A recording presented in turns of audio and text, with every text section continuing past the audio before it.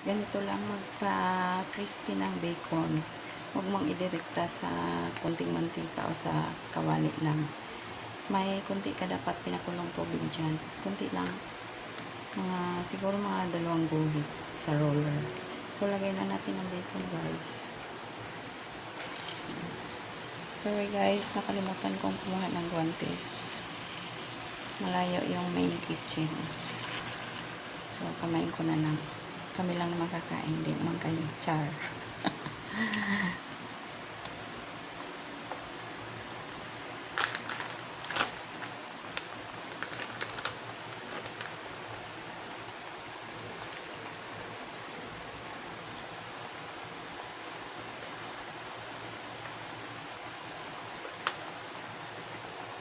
So, ganyan lang guys. Bali, antayin mo lang yung bacon hanggang sa mag-dry up yung tubig dyan. Bali-balik ta rin mo. Tapos, pag medyo tuyo na,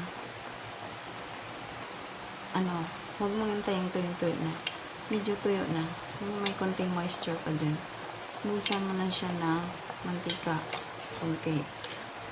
Tapos, yun. Balik ta rin mo hanggang sa mag-crispy. Yun lang yung technique guys. Huwag mo siyang idirekta sa mantika o kaya sa kawali.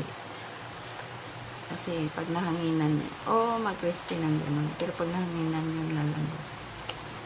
Ito, pag ganitong paraan, ay guarantee you, crispy pa rin siya kahit nahanginan.